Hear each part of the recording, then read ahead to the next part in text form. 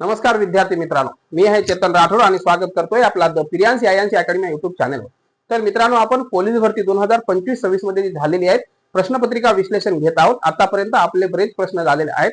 त्याच्यात तुम्ही जर या चॅनलवर नवीन असाल तर तुम्ही माझ्या चॅनलवर जाऊन नवीन जे मागील व्हिडिओ आहे त्याच्यात नवी मुंबई पोलीस भरती आणि मीरा भाईंदर हे पण आपला अर्धा झालेला आहे, हे तुम्ही बघू शकता। आज आपण मीरा भाईंदर याच्यात पोलीस भरती 2025-26 मध्ये आलेला प्रश्न बघणार आहोत। प्रश्न आहे मराठी या विषयाचा। अगदी सोप्या प्रकारे आपल्याला प्रश्न विचारला गेला होता। आपण याच्यात सविस्तरपणे चारही पर्यायाचे एकदम व्यवस्थितपणे आपण वर्गीकरण करूया, जेणेकरून जेव्हा पुढे तुम्हाला हा असल्या प्रकारे प्रश्न विचारला जाईल तेव्हा तुमचा या टॉपिकवर प्रश्न अजिबात चुकणार नाही। तर आपण आज बघूया तो पहिला प्रश्न। तर पहिला प्रश्न कशावर आहे आपल्याला, तर उच्चार स्थानानुसार ओष्ठ वर्णाचा वर्ग पुढीलपैकी कोणता आहे। मित्रांनो, ओष्ठ वर्ण म्हणजेच आपल्याला काय काय माहित असायला पाहिजे याच्यावर जेव्हा आपण वर्णमाला शिकतो, जो की आपला मराठीमध्ये पहिला टॉपिक दिलेला आहे तो वर्णमाला। त्या वर्णमाल्यामध्ये आपल्याला जे ओष्ठ वर्णानुसार म्हणजेच याच्यात कुठले कुठले प्रकार पडतात, त्याच्यात दंत तालव्य आहेत, दंते आहेत, त्यानंतर कंठी आहेत, ओष्ठे आहेत, ओष्ठ तालव्य आहेत। अशा प्रकारे आपण काय करतो, कंठ ओष्ठे आहेत, अशा बरेच प्रकार याच्यात पडतात। तर आपल्याला गट ओळखायचा आहे। तर या गटामध्ये मित्रांनो काय काय असते, या गटामध्ये स्वर पण असते आणि व्यंजन पण असते आणि एकाय स्वरादी पण असते, अनुनासिक पण असतात। ह्या सगळ्या गोष्टी याच्यात येतात। मग ह्या कुठल्या गटात म्हणजे त्याचे काय असतात प्रकार पडतात। उदाहरणार्थ आपण जर दोन्ही ओठ चिटकून म्हणजे दोन्ही ओठ एकामेकाला लागत असेल तर याला काय म्हणतात, आपण ओष्ठ म्हणतो। दोन्ही ओठ एकामेकाला लागत असेल तर आपण ओष्ठ जे अक्षर आहेत ते बोलू शकतो, लागत नसेल तर आपण बोलू शकत नाही। काही आपण दंताचा वापर करून बोलतो, काही जिभाचा वापर, काही पडजिभाचा वापर, काही घशातून बोलतो। असे शब्द आहेत, ते शब्द आपण बोलण्याचा प्रयत्न करतो आणि बोलतो। तर हे बोलल्यानंतर कुठला तो शब्द कुठून निघतो हे आपल्याला माहित असायला पाहिजे। तर ओष्ठ आपल्याला विचारलेला आहे। तर क वर्गातील गट आहे का, तर मित्रांनो क वर्गातील गट नाही। क वर्गातील हा प्रश्न आपला म्हणजे हा पहिला पर्याय चुकलेला आहे। मग क वर्गातील गट आहे, क जे कंठ आहे याच्यात क वर्गाचा गट येतो। मग कंठेमध्ये कुठे कुठले याच्यात मित्रांनो दोन स्वर येतात, अ आणि आ। त्यानंतर क वर्गाचा जो गट आहे हा पूर्ण क ख ग घ हा पूर्ण याच्यात येतो। त्यानंतर ट वर्गातील गट आहे का, तर ट वर्गातील गट मित्रांनो येत नाही, कारण की जो ट वर्गातील गट आहे याच्यात एकच हे येतो, म्हणजे एक स्वर येतो याच्यात रू नावाचा। आणि त्यानंतर ट वर्गातील जो पूर्ण गट आहे ट ठ ड ढ न हे याच्यात येतात, म्हणजे हा पण आपला चुकीचा आहे। त्यानंतर त वर्गातील आहे का, तर त वर्गातील नाही। तर त वर्गातील का नाही, तर लू लू हा एक याच्यात स्वर येतो आणि हा काय आहे मित्रांनो, हा दंत तालव्य, सॉरी काय आहे हा, तर हा जो आहे त वर्गातील हा दंते आहेत, त वर्गातील दंते आहेत। हा काय कंठे आहेत, हा काय मूर्धन्य आहे, हा दंते आहे। तर आपल्याला आता शेवटचा राहिलेला आहे तो काय प।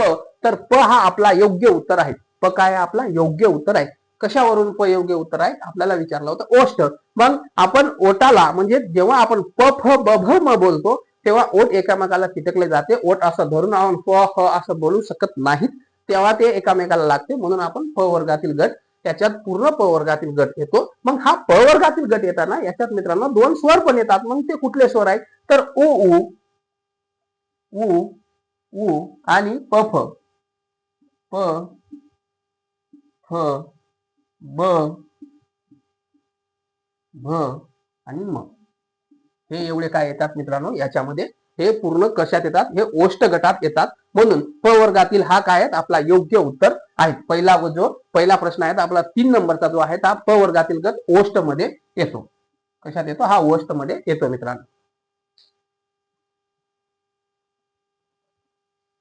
पुढचा प्रश्न बघूयात मित्रांनो। बघा याचा पुढचा प्रश्न कशावर आहे, पुढचा प्रश्न आकार विल्यनुसार पुढील शब्दाची मांडणी करा। बघा पहिल्याच टॉपिक वर म्हणजे जी वर्णमाला आहे त्याच्यावर आपल्याला या पेपरमध्ये मीरा भाईंदर मध्ये 2 प्रश्न विचारले होते। आपण बोलतो पहिला हा सोपा आहे, सोपा असू द्या पण आपल्याला मार्क मिळतो ना। मग मार्क मिळत असेल तर आपल्याला पाठ करायला काही ते म्हणजे जे वारंवार वाचलो आपण तर आपल्याला सगळ्या गोष्टी काय होईल, तोंड पाठ होईल। मग पाठ करायला आपल्याला काहीच हरकत नाही का, कारण की आपल्याला मार्क देतो ना तो। पण जास्त मुलं काय करतात, पहिला धडा सोपा आहे सोडून देतात, पण पहिल्या धडावरच अख्खा मराठी व्याकरण आहे। तर ते तसं करू नका, तुम्ही ते सोडू नका। आता बघा याच्यावर 2 प्रश्न आले, पुढे पण याच्यावर प्रश्न येऊ शकतात। तर आपण बघूया आकार विल्यम नुसार मांडणी। तर आकार विल्यम नुसार मांडणी हे काय असते हे मी तुम्हाला पहिला सांगून देतो, त्याच्यावरून तुम्हाला हे प्रश्न सोडवण्यात काय जाईल, सोपा जाईल। तर मित्रांनो आकार विल्यम नुसार मांडणी करत असताना त्याच्यात काय असते, जसे इंग्रजीमध्ये ए ते झेड पर्यंत आपण मांडणी करतो, ए ते झेड हीच मांडणी मराठीमध्ये आकार विल्यनुसार आहे। म्हणजे पहिला ए, मग नंतर बी, नंतर सी असे शब्द येतात. त्याचा आपण त्या जशा प्रकारे इंग्रजीत घेतो त्याचप्रमाणे आपण या मराठीत आपल्याला घ्यावं लागते. आपल्याला 4 पर्याय दिलेले आहेत, 4 शब्द दिलेले आहेत. यानुसार आकार विल्हेनुसार पुढील शब्दाची मांडणी करायची आहे आपल्याला. मग हे मांडणी करत असताना हे आपले 4 शब्द झाले. आपल्याला खाली पर्याय दिलेले आहेत, ते पर्याय मी तुम्हाला लिहून देतो इथं एका सेकंदात. हे बघा, हे आपले झाले पर्याय. आता आपल्याला पर्याय झाले तर पर्यायामधून आपल्याला शोधायचा आहे जो अनल आहेत, आंबा आहेत, अतिशय आणि अमृत ध्वनी आहेत. तर याच्यामधून पहिला शब्द कुठला येईल? तर मित्रांनो, जेव्हा आपण कुठलाही पेपर देत असतो तेव्हा आपल्याला पर्याय हे खूप महत्वाचे असतात. पर्यायावरूनच आपल्याला उत्तर काढता येतो. म्हणजे कशावरून पण काढता येतो, पण पर्यायावरून जर आपण उत्तर काढलं तर लवकर आपण उत्तरापर्यंत पोहोचतो. तर आपल्याला याच्यात बघायचं आहे की पहिला शब्द कुठला येईल. मग पहिला शब्द बघायचा असेल, अनल आहेत, आंबा आहेत, अतिशय आणि अमृत ध्वनी आहेत. तर याच्यात पर्याय क्रमांक 1 बघूया. तर ब दिलेला आहे. तर ब मित्रांनो बघा, इथं अ आहे, इथं आ आहे, इथं आ आहे, इथं अ आहे. तर बघा, जो ब आहे तर ब जो आंबा आहे हा पहिला येऊ शकतो का? हा कधीच पहिला येऊ शकत नाही, कारण की हा आ दिलेला आहे ना. आ येतो का? बघा, ये नंतर बी येईल, पण पहिला काय येईल? ये येईल ना. मग ये नंतर बी येईल, पण हे बघा अ आहेत म्हणून पहिला अ येईल. आ येणार का? नाही येणार. म्हणजे हा आपला पर्याय हा चुकीचा आहे. कशावरून? हा एक जर आपण इथं कट केलं तर खाली पर्याय बघूया, त्याच्यात ब पहिला दिलेला आहे. मग हा पूर्ण पर्याय आपला काय झालेला आहे? हा चुकीचा झालेला आहे. पर्याय क्रमांक 1 आपला चुकीचा झालेला आहे. याचा विचार करायला आपल्याला काही गरज नाही. त्यानंतर 3 आपल्याकडे राहिलेले आहेत. त्याच्यातून बघूयात अनल, अतिशय, अमृत ध्वनी. याच्यात बघूया मित्रांनो, अ जिथं आहेत अ, तर हे फर्स्ट येते का ते बघूया आपण. अ इथं आहेत, अ इथं दिलेला आहे आपल्याला. इथं क आहेत, इथं काय आहे? इथं ड आहे. तर मित्रांनो अ, तर आता आपल्याला एका शब्दाचा विचार करावा लागेल. अ ठीक आहे, अ पहिला आहे. अ कुठं पण पहिला आहे, इथं पण आहेत आणि इथं पण आहे. त्यानंतर याच्यावरून तर आपल्याला काही साध्य होत नाही, याच्यावरून आपण उत्तर काढू शकत नाही का? तिघाकडे आ आहेत. आ जे होता ते आपण कट करून ठेवलंय. तर आता आपल्याला दुसरा शब्द बघावा लागेल. मग दुसरा शब्द काय आहे? इथं ती आहे, इथं काय आहे? ती आहे, म्हणजेच त आहेत. इथं काय आहेत? ना आहे, इथं काय ना आहे. त्यानंतर इथं काय? म आहे. मित्रांनो, आता तुम्ही बघा, तर पहिला कुठला येतो ते आपल्याला माहित असणं गरजेचं आहे. तर जे आपली अनुक्रमणिका आहे त्याच्यात न पहिला येतो की त पहिला येतो हे आपल्याला बघणं गरजेचं आहे. तर मित्रांनो, याच्यात त पहिला येतो. तच्याच गटामध्ये न आहेत, जे की आपण त्यांना अनुनासिक पण म्हणतो. तर इथं अनुनासिकचा काही विषय नाही, पण जे नच्या याच्यात न आहे तर आपल्याला पहिला त यायला पाहिजे. मग आपल्याला काय आहे, तो पहिला जो आहे तो पहिला शब्द पहिला आपला याच्यात पर्यायामध्ये क पहिला यायला पाहिजे, कारण की हा 3 नंबरचा जो आहे तो हा क पहिला यायला पाहिजे. क इथं आहे का? नाही, हा आपला चुकीचा आहे. त्यानंतर ड इथं आहे, हा पण चुकीचा आहे. म्हणजे अतिशय जो शब्द आहे हा पहिला येईल. म्हणजे क अ ड ब अशा प्रकारे आपला काय हे अनुक्रमणिकानुसार आकार विल्हेनुसार मांडणी होईल. म्हणजे क पहिला येईल, म्हणजे अतिशय येईल. त्यानंतर काय येईल? त्यानंतर अनल येईल. त्यानंतर ड अमृत ध्वनी आणि आंबा हा सगळ्यात शेवटी येईल. का आंबा सगळ्यात शेवटी येईल मित्रांनो? तर हा जो आहे तर बा हा या सगळ्यापेक्षा काय आहे तर सगळ्यात शेवटी आलेला आहे. आणि हा जो अनुस्वार दिलेला आहे तो आंबा आहे. आंबा, तर हा जो म्हणजे स्वरादी मधला जो आ आहे तर हा सगळ्यात शेवटी येईल, म्हणून हा सगळ्यात शेवटी आंबा दिलेला आहे. तर पहिला कोणता येईल? तर अतिशय हा पहिला येईल, म्हणून क अ ड ब हा आपला उत्तर राहणार आहे. पर्याय क्रमांक 4 हा आपला उत्तर आहे. पर्याय क्रमांक 4 आपला उत्तर आहे. तर अशाच प्रकारे नवनवीन आणि बारीक ट्रिक्स बघण्यासाठी तुम्ही द प्रियांश यांच्या अकॅडमी युट्यूब चॅनलला लाईक, शेअर आणि सबस्क्राईब करा. मित्रांना शेअर करायला विसरू नका, जेणेकरून जे घरून तयारी करत असेल पोलीस भरतीची, कुठलीही क्लास न लावता, तर त्यांना पण याचा काय होईल? त्यांना पण याचा फायदा होईल. मित्रांनो,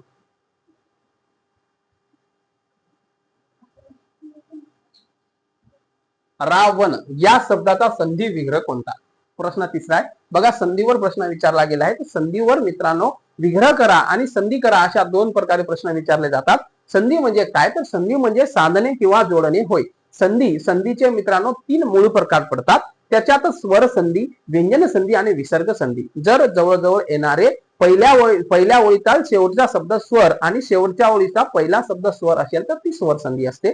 त्यानंतर दुसरी आहे व्यंजन संधी. पहिल्या ओळीचा शेवटचा शब्द हा व्यंजन आणि दुसऱ्या ओळीतला पहिला शब्द स्वर किंवा व्यंजन असेल तर ती व्यंजन संधी असते. आणि 3 नंबरला आहे विसर्ग संधी. पहिल्या ओळीचा शेवटचा शब्द विसर्ग आणि दुसऱ्या ओळीचा शेवटचा शब्द विसर्ग, स्वर किंवा व्यंजन असेल तर ती काय असते, विसर्ग संधी असते. आणि याचे दोन विशेष संधीचे प्रकार पडतात, एक पूर्वरूप संधी आणि एक आहे पररूप संधी. हे संधीचे प्रकार झाले. तर संधी याच्यात जास्तीत जास्त काय विचारला जातो, संधीमध्ये काय विचारला जातो, विग्रह करा आणि संधी करा, अशाच प्रकारे आपल्याला विचारले जातात. अशा प्रकारे आपल्याला आज एक जे की मीरा भाईंदर पोलीस भरतीला विचारला गेलेला प्रश्न आहे, रावण या शब्दाचा संधी विग्रह कोणता. रावण या शब्दाचा संधी विग्रह करत असताना आपल्याला रावण, तर बघूया रावण या शब्दाचा संधी विग्रह कशा प्रकारे होईल. तर रावण, त्यानंतर रा आणि अन असं दिलेलं आहे, त्यानंतर रव प्लस अन आणि रव प्लस अन असं दिलेलं आहे. तर मित्रांनो, जो हा व आहे तर हा व कशा प्रकारे बनतो हे आपल्याला माहित असेल तर आपल्याला हा विग्रह सोडवण्यासाठी काही अवघड जाणार नाही. आपण पहिले पर्याय बघूया, पर्यायामधून पर्याय कट पद्धतीने जाऊया. आपल्याला इथं कसला न आहे, मोठा न आहे, कसला न आहे, न बाणेचा न आहे, म्हणजे मोठा न दिलेला आहे. मग मोठा न कुठं आहेत, इथं आहेत, इथं आहेत, इथं आहेत. तर हा इथं मोठा न नाही, मग हा काय झाला, आपला हा पर्याय चूक झालेला आहे. त्यानंतर हे या पर्यायाचा आपल्याला विचार करण्याची अजिबात गरज नाही, राहिले आपल्याकडे तीन पर्याय. तर रावण, हा जो रावण आहे हा आता आपण बघूया, हा या ओळीतला हा फक्त जो आहे म्हणजे रा जो आहे फक्त हा काय आहे, फक्त रा दिलेला आहे, म्हणजे रा काय फक्त रा, म्हणजे हा काय आ आला याच्यात आ. त्यानंतर याच्यातला पहिला काय आहे, याच्यातलं अ आलाय. अ बरोबर काय अ आणि आ काय होतो, आज होतो. म्हणजे व याच्यात बनत नाही. व बनतो का, नाही बनत, म्हणजे हा पण येऊ शकत नाही. त्यानंतर याच्यात पण असं दिलेलं आहे, हा पण येऊ शकत नाही. पर्याय क्रमांक राहिलाय तीन आपला योग्य उत्तर आहे. मग हा र प्लस अन, मग हा रो जो आहे तर हा कसं बनलेला आहे हा आपल्याला माहित असणं गरजेचं आहे. हा आपल्याला माहित असेल तर हा आपला उत्तर, असंही आपला उत्तर आलेला आहे. पण जेव्हा आपण आता जर नवीन रिसेंटली तयारीला सुरुवात केलेली असेल तर त्यांना हा संधी हा टॉपिक खूप आवड जातो, सगळ्यांनाच आवड जातो. पण जे आपण जर आपण 2-3 वर्षापासून पोलीस भरती करत असेल किंवा इतर कुठली परीक्षाची तयारी करत असाल तर आपल्याला आवड जाणार नाही, कारण की आपला वाचन हा पूर्ण झालेला असतो, त्याच्यामुळे आपल्याला प्रश्न जास्त अवघड जात नाही. पण आपण कसल्याही कारणामुळे एक दोन मार्गाने राहत असतो. पण आपण जर तुम्ही हे माझे व्हिडिओ बघत असाल तर तुम्ही जे 1-2 मार्गाने राहत असाल किंवा नवीन तयारी करत असाल तर तुम्ही अजिबात आता तुम्हाला काळजी करण्याची गरज नाही. मी याच्यात सविस्तरपणे शिकवणार आहे आणि आपल्याला वेळ लागल, आपल्याला प्रश्न घ्यायला एक प्रश्न घ्यायला 2-3-5 मिनिटं लागतील. पण ज्या वेळेस त्यावर प्रश्न येईल त्यावेळेस अजिबात तो प्रश्न चुकणार नाही आणि आपण चारही पर्यायाचा विचार करतो, त्यामुळे काळजी करण्याची काही गरज नाही. तर हा झालाय रो प्लस अन दिलेला आहे आपल्याला. मग आपल्याला हा रो प्लस अन याच्यात आपल्याला व कसं बनतो हे बघूया. तर तुम्हाला मी व कसं बनतो दाखवतो. तर हा जो रो आहे तर हा काय आहे मित्रांनो, हा अव आहे. अव आहे की नाही, हा ओळीचा शेवटचा शब्द आणि हा ओळीचा पहिला शब्द, हा काय, हा आहे.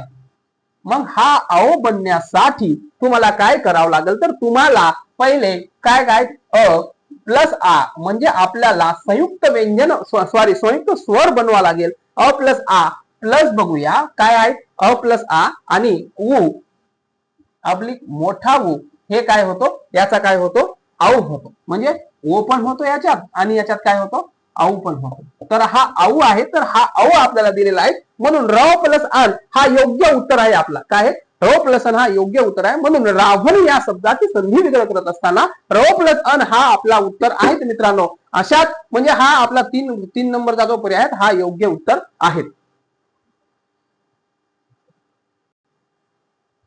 पुढचा प्रश्न बघूया. तर बघा, तोंडावाटे निघणाऱ्या मूलध्वनींना आपण काय म्हणतो. मित्रांनो, आपण मराठीचा पुस्तक ओपन केलं तर पहिल्याच ओळीमध्ये दिलेला आहे, तोंडावाटे निघणाऱ्या मूलध्वनींना वर्ण असे म्हणतात.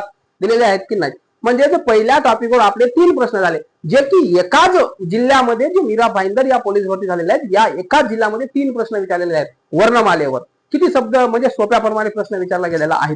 तर तोंडावाटे निघणाऱ्या मूलध्वनींना आपण काय म्हणतो, तर तोंडावाटे निघणाऱ्या मूलध्वनींना आपण वर्ण असे म्हणतो. तर वर्ण कुठं आहे, इथं वर्ण आहे, इथं वर्ण आहे. हा योग्य उत्तर आहे आपला. तर आपण अक्षर म्हणजे काय, आता हा वर्ण आपला योग्य उत्तर झाले. पण विश्लेषण बघत असताना तर अक्षर म्हणजे काय, तर तोंडावाटे निघणाऱ्या मूलध्वनींना काय म्हणतात, वर्ण असे म्हणतात. पण तोंडावाटे निघणारी जी मूलध्वनी आहेत ते वर्ण आहेत, ते हवेत विरळ होतात, ते नंतर पत्ता लागत नाही त्याच्या. म्हणून तोंडावाटे निघणाऱ्या मूलध्वनींना जे आपण ज्याचं लिहितो म्हणजे लिहून ठेवतो, जतन करून ठेवतो, त्याला अक्षर असे म्हणतात. क्षर म्हणजे काय, क्षर म्हणजे नष्ट होणे आणि अक्षर अक्षर म्हणजे नष्ट न होणारे, म्हणजे जे तोंडा वाटे निघणाऱ्या मूलध्वनींना वर्ण असे म्हणतात. त्याचप्रमाणे तोंडा वाटे निघणाऱ्या मूलध्वनींना जतन करण्यासाठी आपण लिहून ठेवतो त्याला अक्षर असे म्हणतात. अक्षर असे म्हणतात. तर आपला योग्य उत्तर काय आहे? वर्ण आहे. त्यानंतर शब्द म्हणजेच काय तर अक्षराचे गट बनवून काय होतो, म्हणजे एक एक अक्षर बनवून काय होते, त्याचा एक गट तयार होतो आणि त्याला अर्थपूर्ण प्राप्त होत असेल तर ते काय होतात? ते शब्द होतात. मग शब्दाचेच काय बनवून मोठे मोठे गट बनवून त्याचा पद बनतो. त्याचप्रमाणे आपला जो योग्य उत्तर आहे हा वर्ण आहे. आणि आपण चारही म्हणजे या सगळ्या प्रकारचा आपण काय, आता अक्षर समजा उदाहरणार्थ अ हा काय अक्षर आहे, हा वर्ण आहे मुळात, पण हा बोलल्यानंतर लिहून घेतला जातो तेव्हा तो अक्षर बनतो. फक्त एकाच गटाचा काय अक्षर आहे. मग जो आहे, जर हा आहे अकबर, हा काय झाला अकबर, हा काय झाला अकबर झाला. हा एक शब्द झालाय. हा शब्द झालाय म्हणजे याला काय अर्थ प्राप्त आहे, म्हणून हा शब्द त्याला आपण काय म्हणतो? शब्द असे म्हणतो. मग अशाच प्रकारे शब्दाचे काही गट बनवून काय म्हणतात? पद बनतात. पण अशा शब्दाचा गट बनत असताना त्याला म्हणजे काहीतरी अर्थ उरला पाहिजे. जर मी असं लिहिलो ब र क, त्याला काही हाय का अर्थ प्राप्त होते? काय काही होत नाही. म्हणजे हा शब्द आहे का? नाही, हा शब्द नाही. पण हा वरचा जो आहे हा शब्द आहे. म्हणजे अक्षराचे गटाचे काय बनतात? शब्द असे बनतात. तर हा आपला योग्य उत्तर आहे वर्ण. पुढचा प्रश्न बघूया. ज्या नामाबद्दल विशेषण अधिक माहिती सांगते त्या नामाला काय म्हणतात? तर ज्या काय आपल्याला काय विचारलं, विशेषणवर प्रश्न विचारला गेलेला आहे. तर काय आहे, ज्या नामाबद्दल विशेषण अधिक माहिती सांगते तर त्या नामाला काय द्यादास असे म्हणतात. तर विशेषण म्हणजे काय हे आपल्याला अगोदर माहित असणं गरजेचं आहे. विशेषण नामाची व्याप्ती मर्यादित करून नामाबद्दल विशेष माहिती सांगत असेल तर तो विशेषण असतो. काय व्याख्या काय, नामाची व्याप्ती मर्यादित करून नामाबद्दल विशेष माहिती सांगत असेल तर तो काय, तो विशेषण असतो. तर आपल्याला विशेषणचे किती प्रकार पडतात? त्याचे मूळ दोन प्रकार पडतात, आधी विशेषण आणि नंतर विशेषण. म्हणजे आधी विशेषण आणि त्यानंतर काय आहेत विधी विशेषण असे त्याला आपण म्हणतो. विधी विशेषण म्हणजे नंतर विशेषण. आधी म्हणजे शब्दाच्या अगोदर येऊन त्याला विशेष बनवणे आणि नंतर येऊन विशेषण बनवणे म्हणजे विधी विशेषण. हे असे त्याचे काय प्रकार म्हणजे दोन मुख्य प्रकार पडतात. त्याचे उपप्रकार पण पडतात. त्या सार्वनामिक विशेषण आहे, संख्या विशेषण आहे, आवृत्ती विशेषण आहेत, हे बरेच साकल्य विशेषण आहेत. हे त्याचे काय पडतात, हे त्याचे प्रकार पण पडतात. पण मुख्य दोन प्रकार आहेत. एक तर काय आहे आधी विशेषण आणि विधी विशेषण. हे झालं विशेषणची व्याख्या झाली. व्याख्या पाठ ठेवा. एक मार्गासाठी व्याख्या विचारली जाते. त्यानंतर आपल्याला विचारला गेलेला आहे ज्या नामाबद्दल विशेषण अधिक माहिती सांगते त्या नामाला काय म्हणतात. प्रश्न कशावर आहे? विशेषणावर आहे. पण विचारला कशावर आहे? नामावर विचारला गेलेला आहे. हे लक्षात येणं आपलं गरजेचं, हे आपल्याला लक्षात येणं गरजेचं आहे. नामाला काय तर विशेषण म्हणतात का, आधी विशेषण म्हणतात का, विधी विशेषण म्हणतात का, की नामसाधित विशेषण म्हणतात? तर याचा योग्य उत्तर आहे तो विशेष्य असे म्हणतात. ज्या नामाबद्दल विशेषण अधिक माहिती सांगते त्या नामाला विशेष्य असे म्हणतात.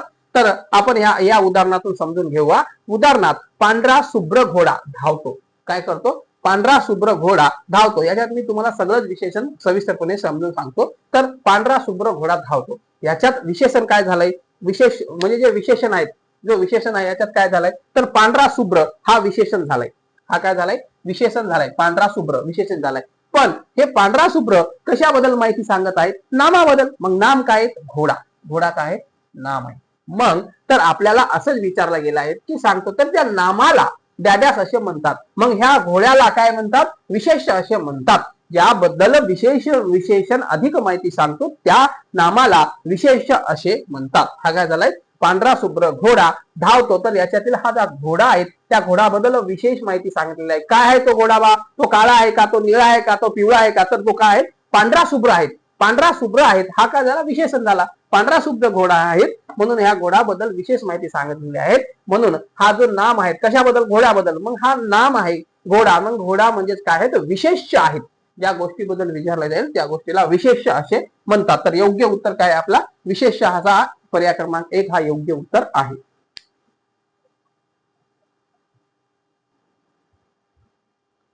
6वा नंबरचा प्रश्न बघूया. एकाच क्रियापद दोन वेगळ्या वाक्यात एकच क्रियापद दोन वेगळ्या वाक्यात सकर्मक व अकर्मक अशा दोन्ही तऱ्हेने वापरता येते अशा क्रियापदाला डॅडॅस क्रियापद असे म्हणतात. काय बनलेले आहे आपल्याला एकच वाक्य आहे तर याच्यात दोन्ही क्रियापद काय एकाच क्रियापद दोन्ही वेगवेगळ्या वाक्यात म्हणजे सकर्मक आणि अकर्मक अशा दोन्ही प्रकारे वापरले जातात. त्याला काय म्हणतात हे आपल्याला असे क्रियापद डॅडॅस असे क्रियापद म्हणतात हे आपल्याला विचारले गेलेले आहेत. त्याला द्विकर्मक म्हणतात का, उभयविध म्हणतात का, अकर्मक म्हणतात का की सकर्मक म्हणतात. मित्रांनो सकर्मक क्रियापद म्हणजे कसे क्रियापद, सकर्मक क्रियापद म्हणजे ज्याच्यात कर्ता आणि कर्म हे दोन्ही असतात. जेव्हा कर्ता हा क्रिया करतो आणि कर्म हा शोषून घेतो तेव्हा हा काय असतो, हा सकर्मक क्रियापद असतो. त्यानंतर अकर्मक म्हणजे अशा प्रकारे जेव्हा कर्ता हा क्रिया करतो आणि स्वतः शोषून घेतो याच्यात कर्म नसतो याला अकर्मक क्रियापद असे म्हणतात. तर हे दोन्ही सकर्मक आणि अकर्मक त्याचे बोट कापले त्यांनी बोट कापले हे जे वाक्य आहेत हे जे उदाहरण आहेत हे उदाहरण कशाचे आहेत, हे उभयविध क्रियापदाचे आहेत. म्हणजे सकर्मक आणि अकर्मक हे दोन्ही प्रकारे वापरता येतात.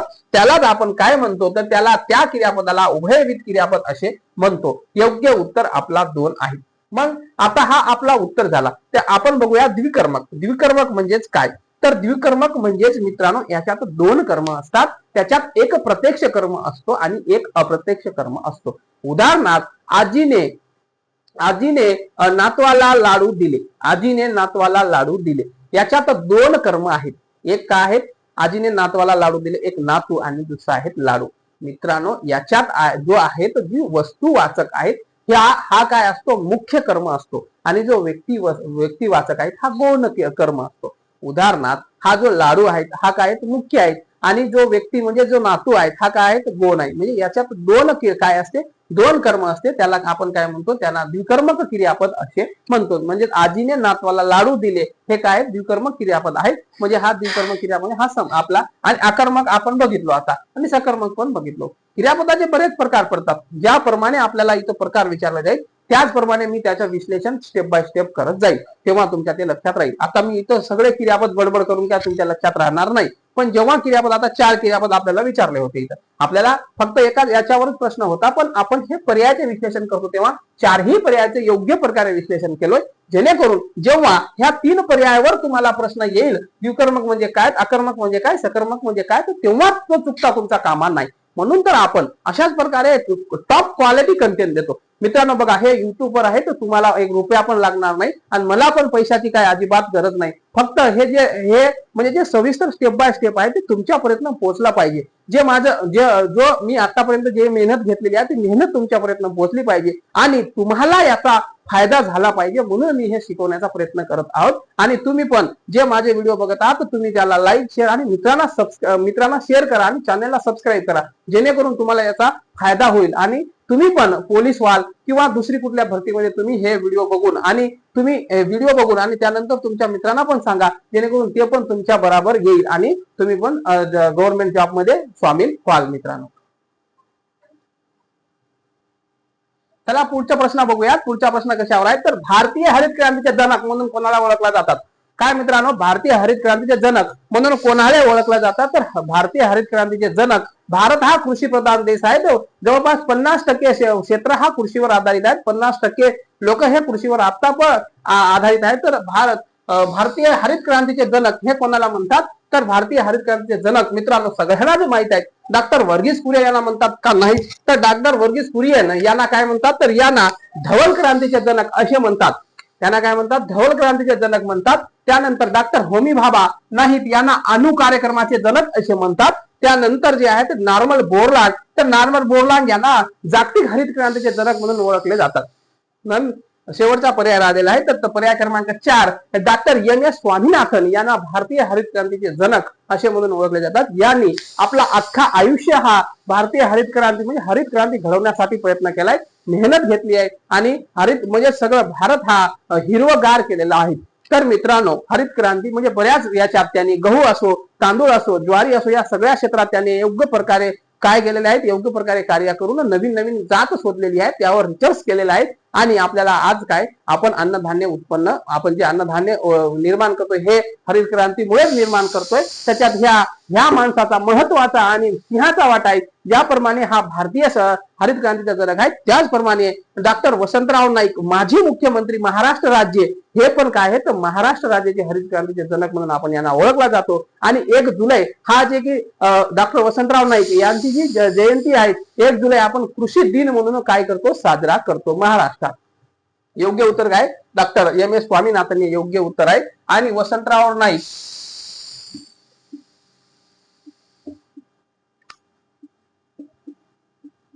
साहेब वसंतराव नाईक साहेब यांचा जो 1 जुलै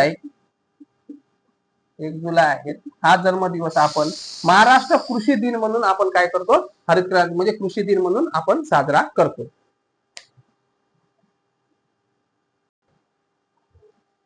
पुढचा प्रश्न बघूयात. शून्य अक्षवृत्त यास काय म्हणतात.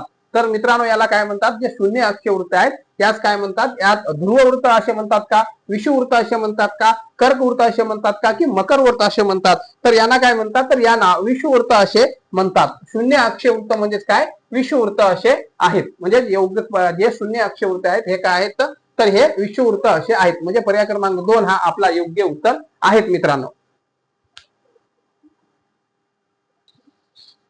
मग हे जे अक्षयवृत्त आहेत मग जे अक्षयवृत्ती आहेत हे कसे असतात हे आडवे असतात. हे कसे असतात हे आडवे असतात. त्यानंतर जे हे आहेत मित्रांनो जे रेखावृत्त आपण बघतो तर ते कसे असतात ते उभे असतात. हे उभे असे रेखावृत्ती आहेत आणि हे काय आहेत उभे रेखावृत्ती आहेत. आणि हे आडवे काय आहेत